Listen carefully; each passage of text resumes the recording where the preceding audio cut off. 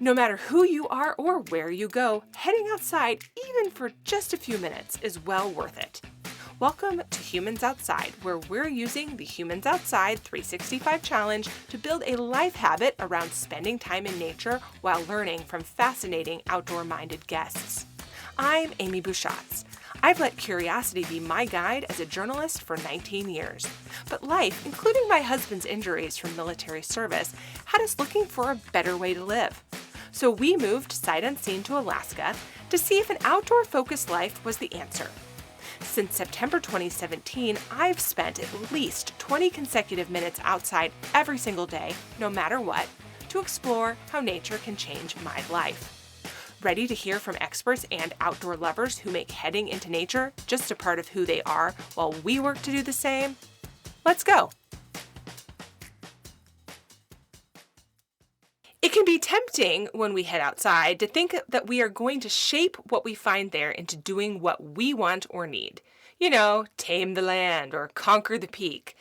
But the more time I spend in nature, the more I find that not only is it nature that is changing me, but in the few times I feel like I do tame or conquer something, I have to stop and acknowledge that it wasn't so much me doing it as it being allowed to happen.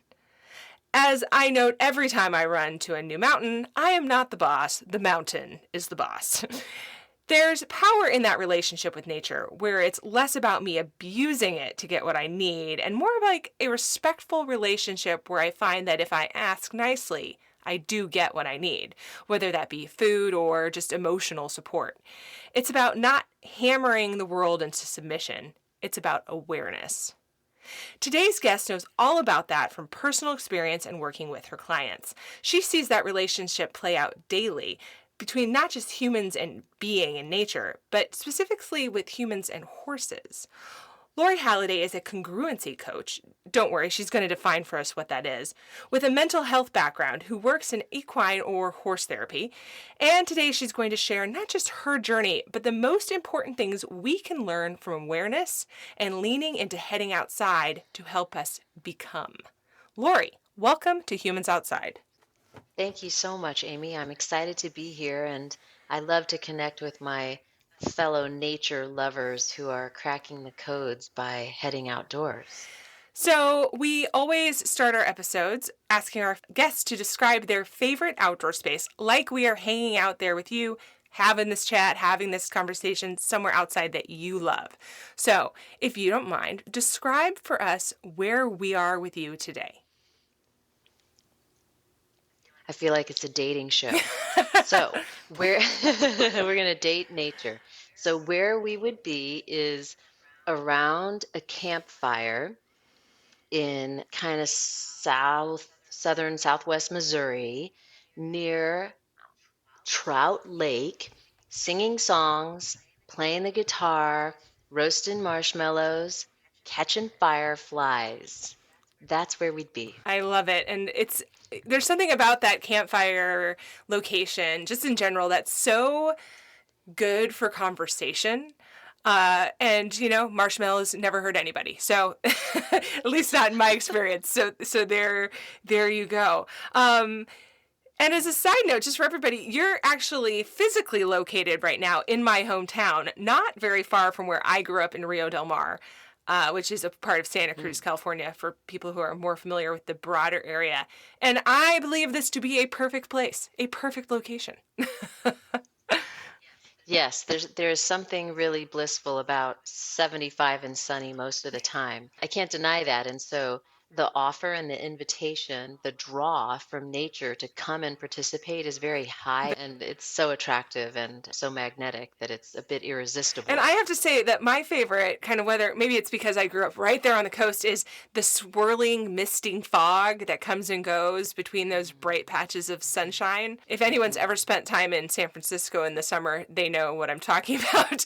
But it's my favorite thing in the world. It is just deliciously pensive. I love it. It's such a moment, right? It's an alchemical, it's you're watching transformation happen right before your eyes, and it's in the category of something that I love to do, which is simply sky Mhm. gazing. And we could do it at night, we could do it at day. It definitely has to do with clouds. Yeah, yeah, we had a guest on in season 5 who I think he called it sky swimming, you know? And I thought that was just Mm, such a yeah. beautiful term for that because it Yeah. really is like going for a swim, but just laying on your back and watching the clouds. Cloud swimming might have been the term. Yeah, Yeah. yeah, I like this idea of swimming too because it's really immersive. And if we can get into places in nature where we settle our systems and our parasympathetic systems are regulated, then we can kind of drop into more expanded states where we can take in more of the sky and play with these feelings of allowing ourselves to be submerged in it or swimming in it, sort of turns our thinking upside down on spatial Mhm. reasoning and those feelings. And we get so particular about our containers and how we operate because we live in such a structured world and structured environments that don't really mirror nature Mhm. itself. So, let's back up just a little bit. Tell us before we get rolling into your expertise, just how did you become someone who likes to go outside? How did this become your connection? Yeah, I realize as I was looking into this inquiry with you and thinking about these questions about what is a draw outside, I think it has a lot for me to do with the privilege to grow up in the Midwest. I grew up in St. Louis, Missouri, and to have the privilege from my family support to attend summer Hmm. camps. And so I think that was kind of my point of entry, the privilege to go to summer camp. And since then, I've done a lot of research about summer camps and the effect of humans gathering in nature.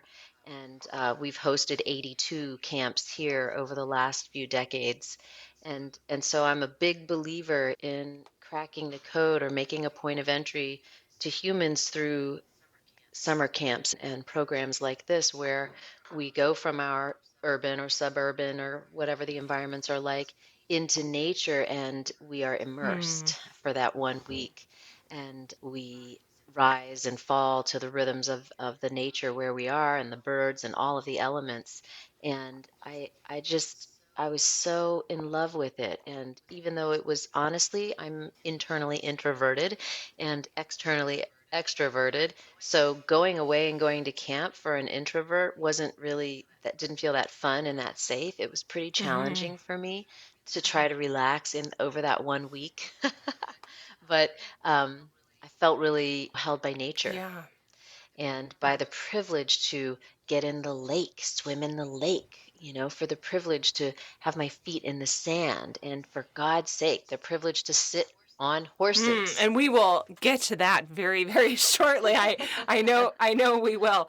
And I promised in your intro that you are going to tell us what congruency coaching is, what that means. Define congruency for us. This was not a term that I was overly familiar with before you and I connected. So I'm looking forward to your Mhm. explanation. Thank you. I became highly sensitized to that particular term when I began these relationships with horse partners here at the ranch. And before the horses were here, we were already studying. And so humans as predators have a sort of, even if we're vegans, we are born predators. We're made for hunting the way our eyes are positioned on our bodies. And then we have horses who are prey animals. They have their eyes situated different on their bodies so that they can scan the horizon. They are the hunted, and we are the Mm. hunter. So we have kind of a base psychological difference that we start with if we want to look at it through this paradigm, through this particular lens. And it leads us a bit into how we could teach one another about different aspects or awaken one another to different aspects. So, horses being highly sensitive and always having to pay attention to the full 360-degree horizon start to really become highly sensitive to anything that is not as it appears. So, for instance, if a wolf came in sheep's clothing, a horse would know that that was totally wrong and that there was danger there. Mm. And one of the horses would sense that and alert everyone to that through a vibrational field. And so we now know through all kinds of interesting contemporary science that the gut is full of neural matter. It is a huge sensing, biometric sensing device. And the gut of the horse is the length of multiple football Hmm. fields. And so they have this massive biometrical sensing source field. You can see it in the Heart Math Institute work where they just created a huge toroidal field of energy around them. And so they are a big perceiving machine. And what they're looking for as a prey animal is they're looking for Hmm. incongruency. So anything that doesn't fit or isn't correct in the field or isn't as it appears at a sort of foundational level for horses brings them into alert or excitation. So I think it's really the horses who helped me tune into this finite aspect of Hmm. alignment, of walking the walk, of feeling that what you are truly feeling and what you're truly holding can be present in the moment with you. And these are kind of challenging ideas because it puts us to the test of dropping into what we're really feeling. Hmm. But the beauty with horses as teachers and partners is they don't really have any preference about what it is you're feeling. They're not like, wow, I wish Amy was more on the chipper, happy girl side today. They don't think like Hmm. that.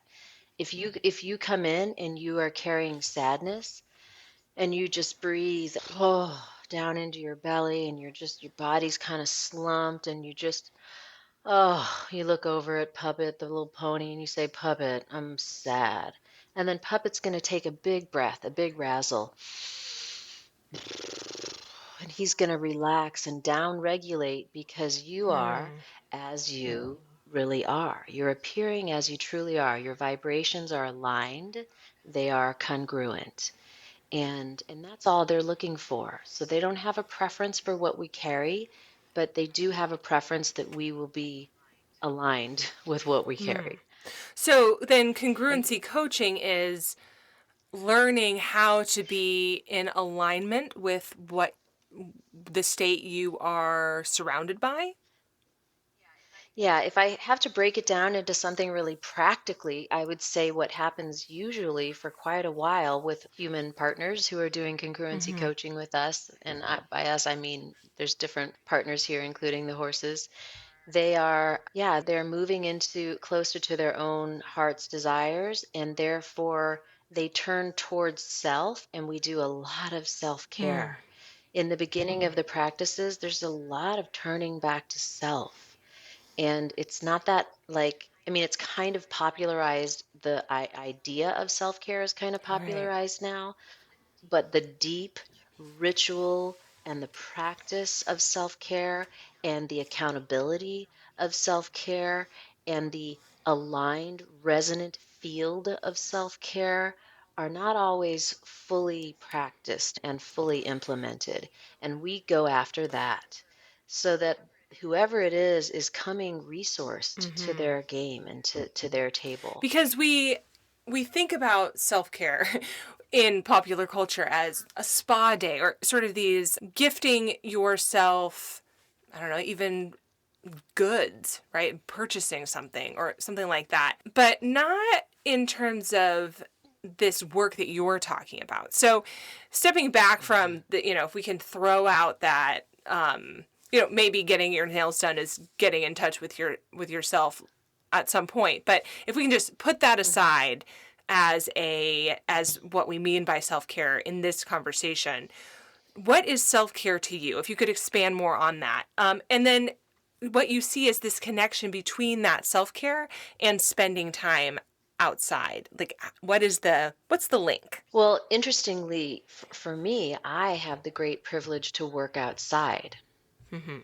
And so I have chosen a kind of caring for myself in my passion and my desire to be outside and to be with horses. I allowed that to, and others helped me in creating space to go forward into the field. And so the privilege and the effect of being with nature every day are blended into my life's work.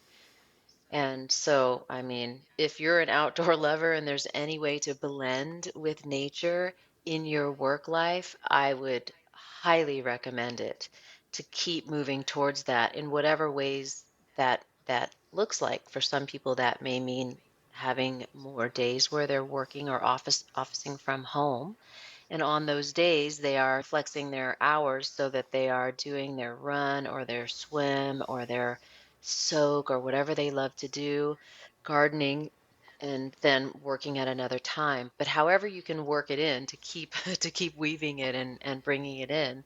And yes, when I get time off, and I do need time off because I am in a hard on your body kind of outdoor working Mhm. lifestyle as a rancher, so then I do take time myself and I go and I study with my beloved teachers who I really get a great download from by being physically with.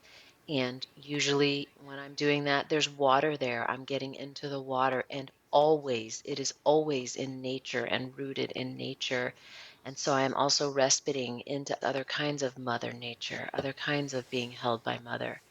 So I'm when you use that term held by mother, it brought to my mind this idea of turning to going outside to fill whatever that void is that speaks to you. And so while some people listening to this may not resonate with that particular phrase, if you think about what you experience just by going for a walk in the woods. And we've talked a lot in the past here about that moment after you're outside, I don't know, maybe 10 minutes where it's almost like a shift and suddenly you're just like you take this big sigh and it's never like you never plan to take a sigh. It's just sort of this load falls off in this moment of release where you are suddenly hearing the birds that maybe your brain was too full to hear a few minutes ago, or you're noticing things that you weren't noticing before, or maybe this is because day over day you've gone to the same path and now your awareness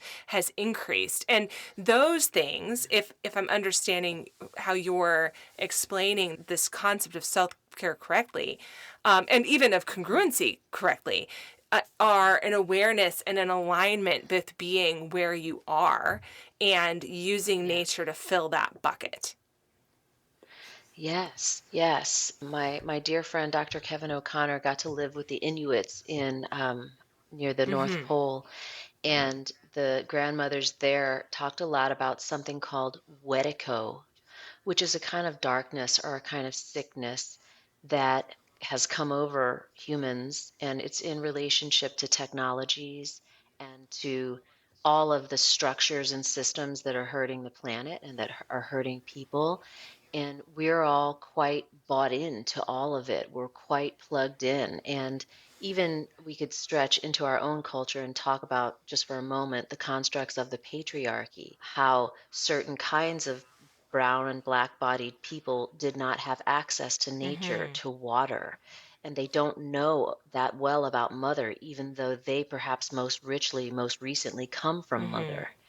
And so there are all these ways that the systems, the patriarchy, the wetico, whatever the technology, whatever you want to call it, has taken the animal, the horse, us, has taken us out of mother, out of from the arms of mother, and put us in these stalls and in these structures, and we have forgotten our ways. We don't rest well. We don't eat well. We don't breathe well. We don't know how to rest our eyes. Our actual ocular eye functions have changed, which creates a certain kind of excitation in the Mm-hmm. body, the kind of looking we do on screens, and shapes the eye in a certain way. And the bodies are very different. Most adults and youth who come here cannot climb a fence, and we have to spend a lot of time learning how to climb a fence, which brings their body back into the kind of adduction and movements through moving the body on a transverse plane that it would take to even think about mounting a Mm-hmm. horse.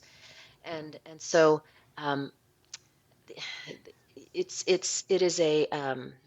is a discipline to wake up and remember that you are the one who's in control of these structures and constructs. You could literally stop listening to the podcast right now. I don't recommend it, but later take off your later go outside, later, go outside of wherever you are, whatever temperature it is, take your shoes off and just put your feet on the ground, the closest patch of dirt, grass, water, whatever is the closest thing, and just get your feet in there. And if you're really lucky and there's a garden near, put your hands into the soil enough that the soil is underneath your Mm. nails, because the microbiome in the dirt heals things that are chronic in our culture, like Crohn's disease, depression, fibromyalgia, like things that are pervasive, are totally supported and healed by Mhm. dirt. Mhm. I mean, it's like Mother is definitely trying to get us to come back, you Yeah. know? Yeah. Hey humans! If you want to build your own outdoor habit, the Humans Outside 365 Challenge is a great way to get started. You can even score some really cool and exclusive challenge swag, including a finisher decal and medal, in the process. All you need to do is visit humansoutside.com/challenge. You'll also get an outdoor challenge guide written by me for you, an exclusive challenge tracker, and insider info all year long. You don't want to be left out of this. Go to humansoutside.com/challenge to learn more now. Okay, back to the show.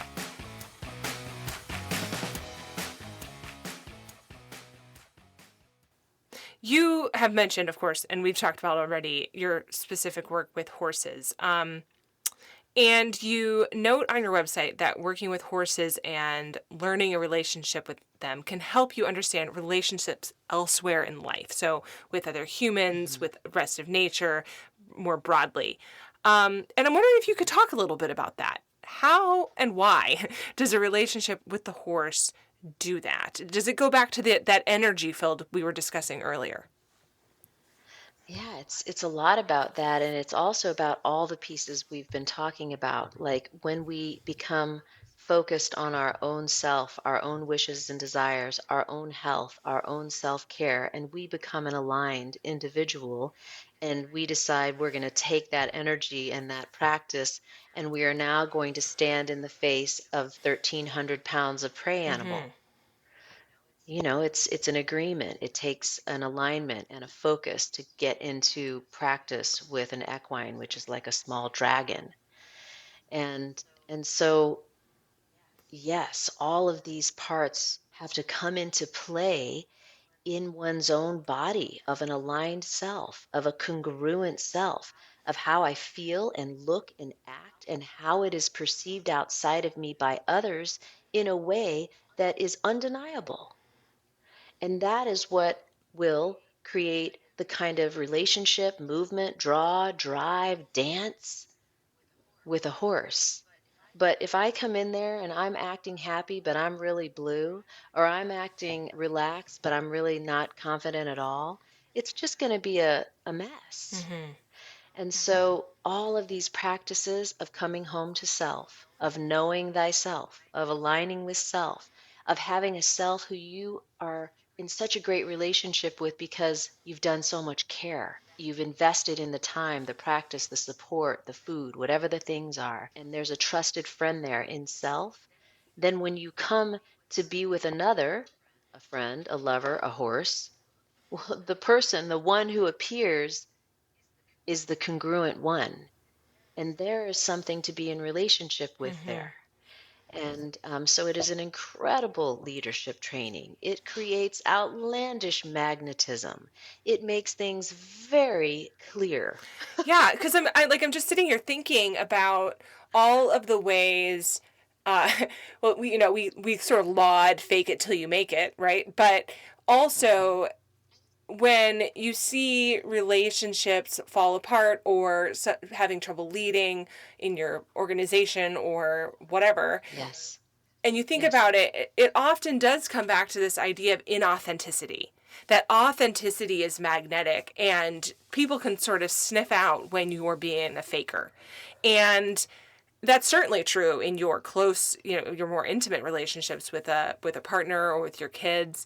Um, Hmm. and so much of that, I just sitting here wondering how much of that is stems from this idea that you're not being authentic with yourself first, that you're not acknowledging who you are and what it is that you want as a person, or you're burying, sort of down in your inner self, any sort of challenges that you just would rather not think about and not Yeah. face forward, and that really prevents you from having the ability to have those successful relationships outward. But back to what we're talking Yes. about, that having a non-communicative animal, right? Like the horse isn't going to argue about what you're having for dinner tonight, or Yes. if you stole the covers in the bed. Okay, having an animal teach you that is maybe a gentle on ramp, courtesy of nature, to figure Hmm. out how to do that.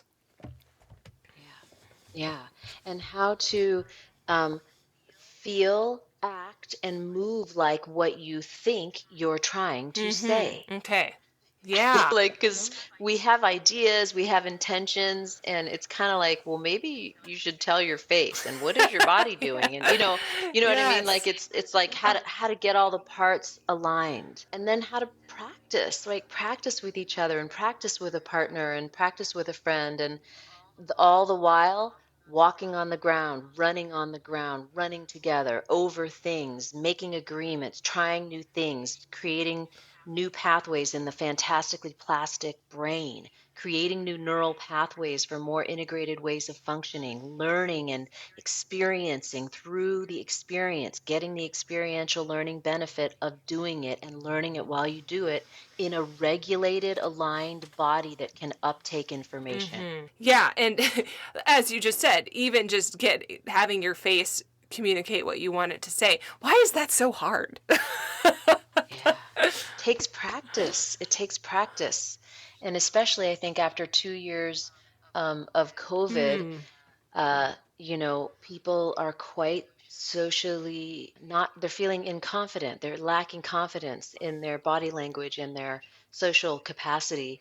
And so I think it's more of a time than ever to connect with people, connect with nature, connect with ways of learning how to align, whether that's your yoga or your therapist, or you engage in practicing with horses or do congruency coaching, to keep aligning with self so that you can find the most aligned way to go into the things that you love and to be, as you pointed out, the most authentic tone of yourself, even though we're all feeling a little warbly and a little like weekend warriors for the game. yeah. What you noted about COVID and being out of practice, I think, is a really important point, because as someone who's worked from home behind a computer for more than a decade, I can confirm that I have lost the ability to control my face in public because I just don't have to do it. And people so rarely see me on video. We do more video calls than we used to, but I have noticed that my face is my internal monologue. And sometimes that's very authentic, but sometimes that's not the authenticity you need to have in that particular meeting. And so, Yeah, I yeah, just, I hear yeah, you. and being Yeah. able to practice how to have that in a whole life perspective, because also, like, my internal monologue is not necessarily reflective of my actual long-term feelings. And so to be able Mm, to sync mm, those things and then communicate them not just with my face but with my body language, is, I mm. think, a really important skill that not a lot of us have the ability to do while receiving the kind of feedback that you get from an animal such as a horse, right? Like, they're not going to, again, yell at you about the covers. They're just going to be like, Yeah. no or yes. Is that your experience? Yeah, and it's paradoxical too, isn't it? It's like it's in the sort of base language of the horse, they go towards things and then go away. Mm, They go towards things of interest and then they go away.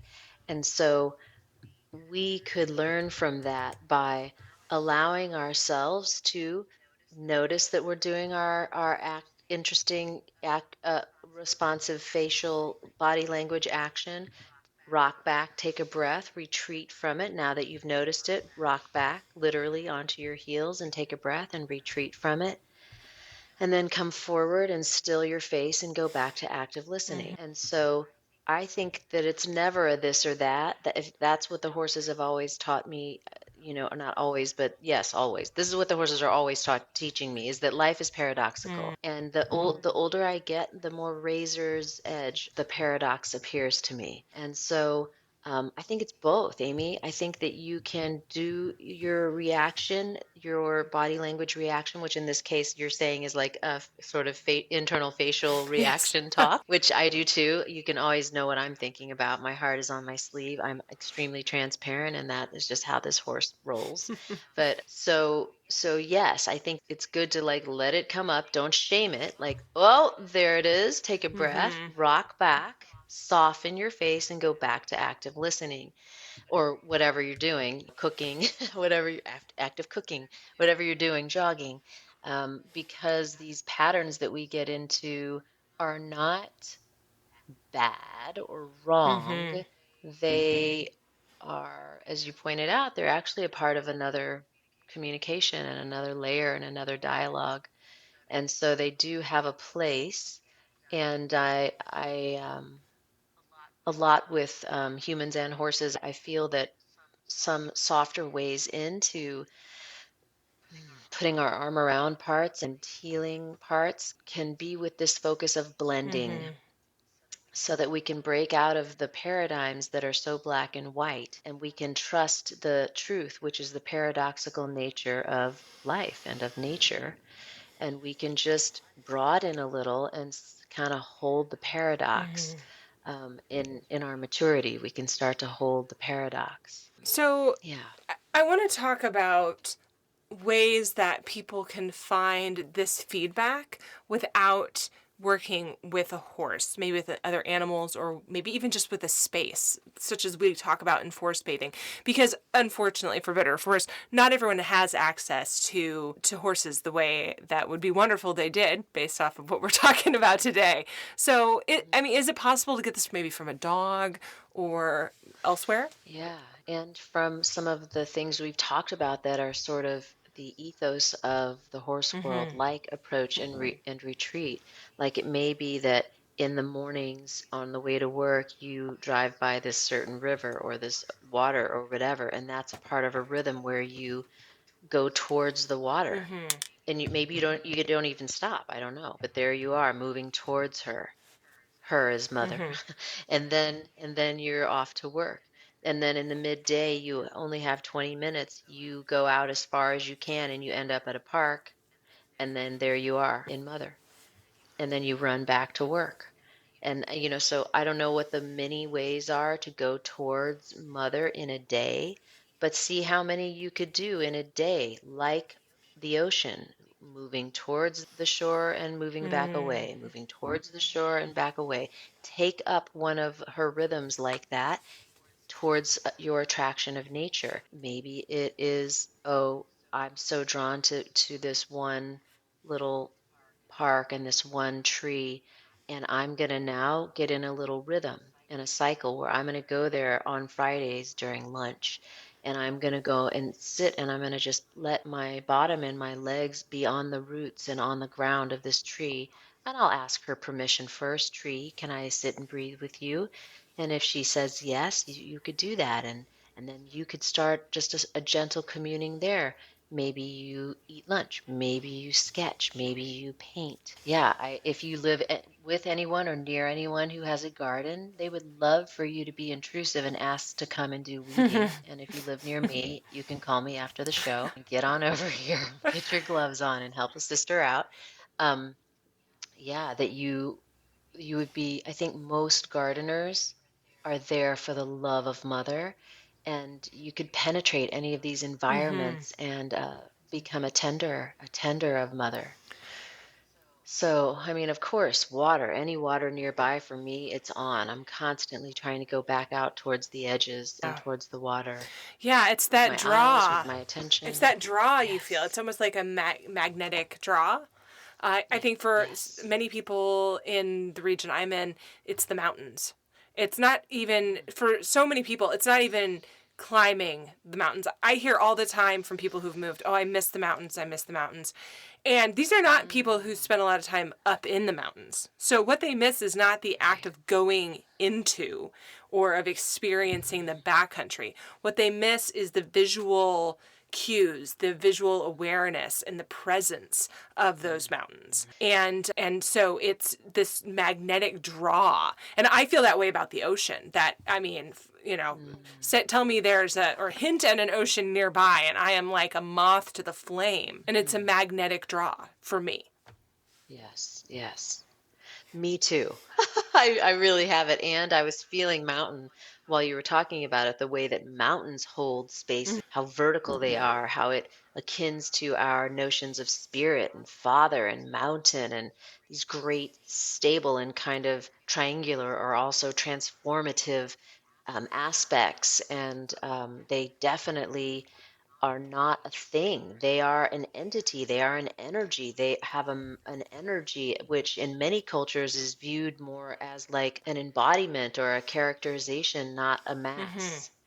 And so, of course, people are there in the resonant field of the Mm-hmm. mountain, and then when they are away from the blessed one, they feel the Yeah. distance, Yeah. just like you and the ocean, just like Oh, you and the yes. ocean. And what Yeah. okay, so in the summer, mountains are off, well, they can be very jagged and rocky, but in where we live, many of them become lower down very green. So lots of Mm. trees with leaves on them, and it's sort of, if I'm going to just like visually describe how the mountain holds space to the phrase you used, it would be lumpy. It's Mhm. very lumpy. Okay. In the Mhm. wintertime, when snow has come down and the green is gone, the thing I notice is the geometry. So it is these almost triangle sections within the somewhat triangle sort of mountain that is very noticeable in the wintertime. And you got to be like it's there in the summer because you saw it in the winter. So you can notice it if you want to. And I've stopped to look, can I see that in the summer? And you sort of can. But wow, it's really very upfront in the wintertime. And there's something, and now we're sort of going into this mathematical space where I am a writer, not so much with the math, but there's something about seeing those patterns that is Yes. comforting in a way. It is the weirdest thing. No, it is not. I mean, it's wonderfully weird. It is sacred geometry. And it's something so ancient inside of you, Amy, Hmm. who is observing this sacred geometry. And just today, I was listening to Dr. John Amaral in a class talking about how the more we understand about atoms Mm. and the nature of energy, is that it is not as we originally thought, like this kind of ball bouncing around as we originally imagined them. Mm-hmm. It is more like a fluid, crystalline nature. And so I think the essence of energy and of our three-dimensional body and existence and energy is some kind of crystalline nature, which is basically like a sacred geometry of mountains, like what you're seeing Mm-hmm. there. And that crystals and these shapes they are the oldest thing that we know of, you know? And so, Yeah. yeah, Yeah. it's pretty good old It's stuff. yeah, and it's so fascinating to sit there and have this awareness enough to notice that's happening. Yeah, And I it's have to beautiful. I say, could see yeah, it. and I have to say it is a gift of spending time outside every day. That you have these Mm, day over day experiences and that opens the lens for being able to even be in a place that you would see those things to start with. Like, why would you have even gone to that spot if you weren't trying to find yeah. reasons to go outside? But second, because you've gone to the spot more than one time, you start to notice things you weren't noticing before. And the mathematical patterns of the mountains is definitely one of those things. Right. And this is one of the gifts of maintaining the Mm-hmm. practice of going towards and going away, of going towards and going away. And then as you go towards and away from the thing that you love, which we encourage, Amy and I are encouraging be something in nature, she will reveal all of her secrets to you. Mm-hmm. Yep, Yeah. just like that. You don't even have to try very hard. You will suddenly realize there's a geometric, magical formation happening in your eye, and your eye is reading it in a way that is very mathematical and almost beyond your own contemporary thinking. Beautiful. I can see it in my mind's eye. Is this something that you can practice a lot right now and then like build the muscle for, or is this a constant check back in practice? And I'm not talking about the practice of going outside every day, but I'm talking about the practice of building that awareness and congruency. Yeah, I think for both, though, building the congruency muscle and building the reconnection of the animal body to nature, both of those can be strongly affected in a punctuated evolution, and that can change you for the rest of your life, blended with um, constant work and discipline and practice. That is the paradox. We will be integrated and healed in particular times and blessed and endowed with information, understanding, and access in particular times. And then we will also go towards and away from it on a mundane, more daily practice. It Mm-hmm. is both, I believe. Mm-hmm. I believe. If you could gift listeners sort of as a final thing with maybe 3 or 4 tips for developing this awareness and grounding that we've been talking about. You know, we've sort of walked by ways to do this throughout this whole conversation, but maybe just in a nutshell as a final thing to take away from this listen. So, obviously, as I mentioned earlier, wherever you are, to not judge the nature that's there, Mm, to simply go out into it. It's not to judge if it's hospitable or if it's this or if it's that. It's just to try to go out into it. So, first is go out, put on your shoes, walk out the door, go somewhere, and if you can, then number two would be take off your shoes. mm-hmm. And so get thee out of the house. Leave your phone in the car.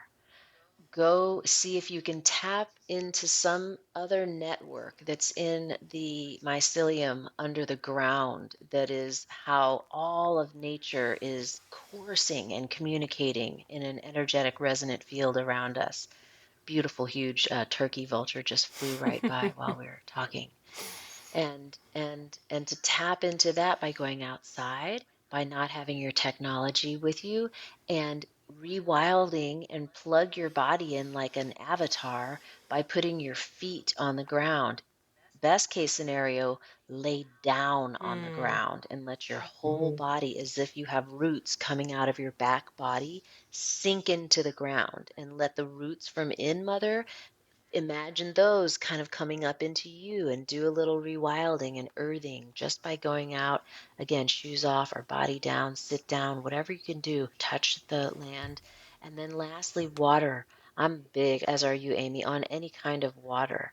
And if that's a swimming pool, okay, that river, creek, rocks with water, ocean, yeah, lake, whatever you can do, hot tub, anything where you can put your whole animal body and submerge and have buoyancy in mm. water and be looking around and filling your eyes with nature.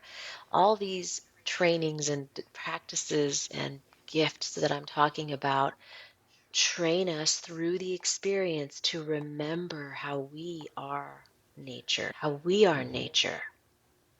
and to let go of this kind of forgetting and this wedico and this trance by submerging and immersing back into it.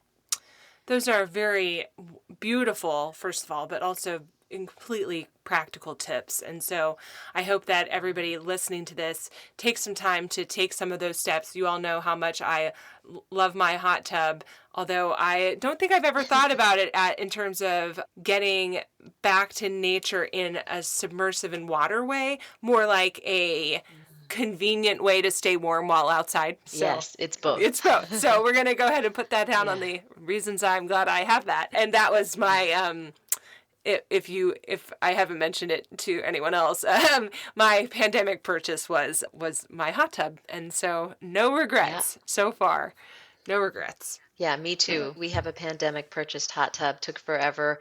It's here. We literally like praise it on high. Yes.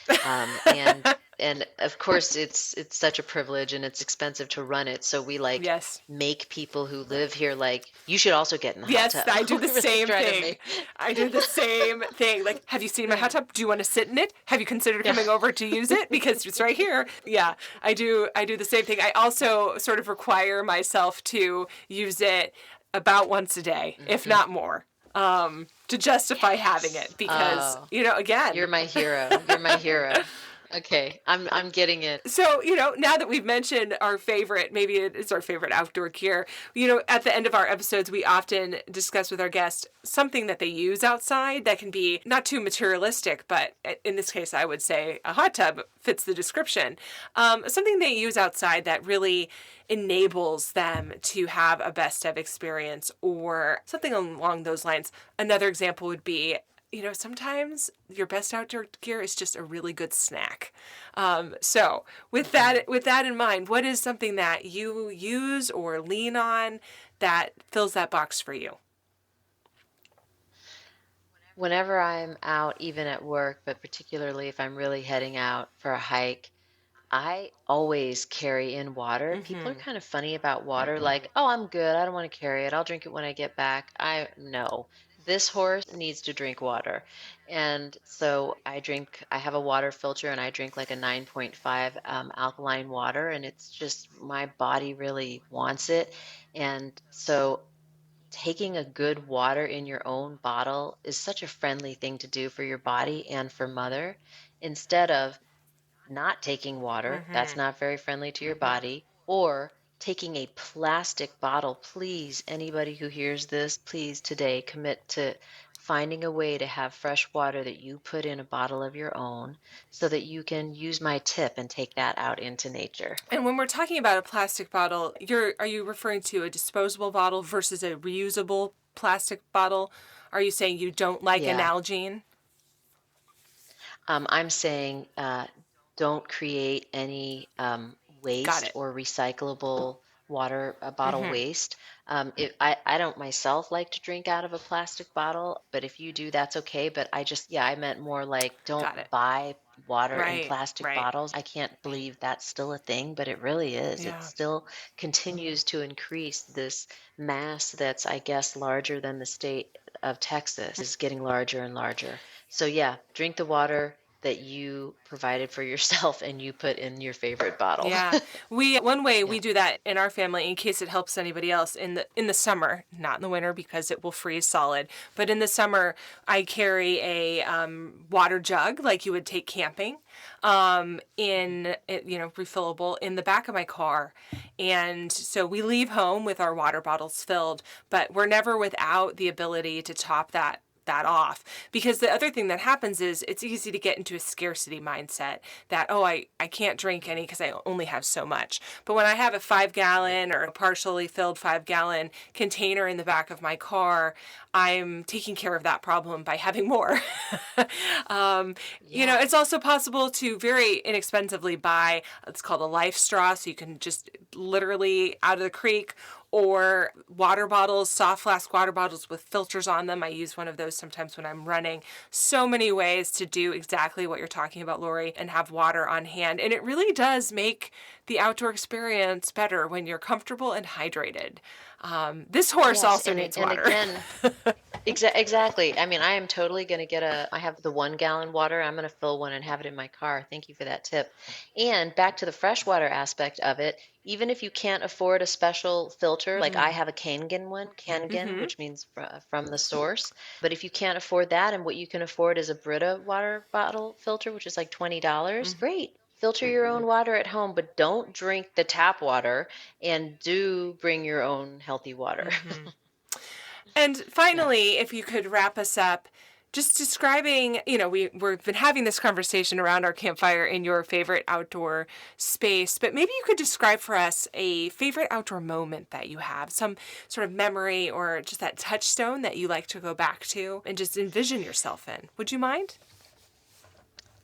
No, I would love to do that. No problem at all. So, what I am remembering is the same story I started with, where we are in, I think it's like Potosi, Missouri, somewhere in southwest Missouri, with my grandmother, Victoria, and my Aunt Emily, and my brother Jude, and his best friend Mark. And we're there around the campfire with some whole other fantastic family who we've met there in previous years. Mm. And they have 8 children in their family.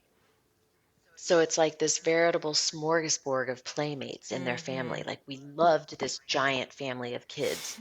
And they were a lot of people in St. Louis were Catholic, and as were they. And so they just had a retinue of incredible songs and rounds that they would do and teach us. And we could sing for hours. And my brother was burgeoning teenager eventually, and played all of the Beatles songs on his acoustic guitar for us as we like were turned into budding preteens and whatnot. And it was just like the days were so long and the Mm. evenings and it just seemed like the light was in the sky even until it was late. Mm-hmm.